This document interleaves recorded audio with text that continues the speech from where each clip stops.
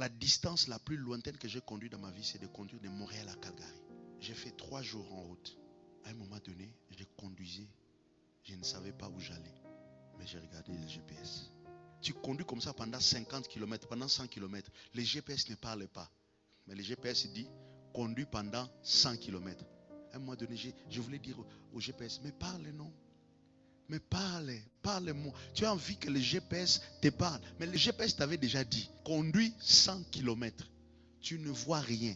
Tu ne vois pas de voitures. Tu ne vois pas de gas station. Tu ne vois rien. Mais tu sais que je pars dans la bonne direction. Alléluia. Je voulais te dire que tu es à la bonne direction. Même si tu n'entends pas la voix là. Mais tu es en train d'aller dans la bonne direction. Mais tu vois, mais il n'y a personne. Je ne rencontre personne. J'ai vu même l'aigle en venant. Mais le GPS disait, continuez à conduire.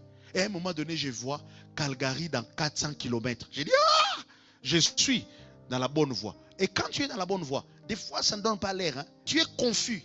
Mais le Saint-Esprit dit, continue à m'adorer. Continue à m'élever.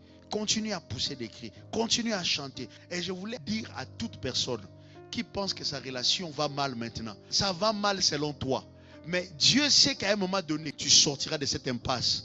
Tu loueras le Seigneur. Tu es en train de te battre pour ton mariage. Tu es en train de te battre pour tes papiers. Ça a l'air de ne pas marcher. Mais le Saint-Esprit m'envoie pour te dire, c'est compliqué seulement maintenant. Parce que tu ne sais pas dans 100 km qu'est-ce qui va arriver.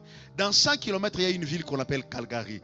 Et devant toi, dans 100 km, il y a une réussite qu'on appelle la citoyenneté. J'ai vécu aussi ce genre de situation. J'aimerais te garantir que tu es sur la bonne voie. Alléluia. Le Dieu là me récompensera. La Bible l'appelle les rémunérateurs de ceux qui les cherchent. Continue à les servir. Continue à l'adorer. Les enfants d'Israël, pendant 40 ans dans le désert, ils ne savaient pas qu'un jour ils arriveront à une terre qu'on appelle la terre promise. Tu ne vois pas cette terre parce que tu es encore dans le désert. Mais bien aimé, j'aimerais te garantir que ça va finir par aller.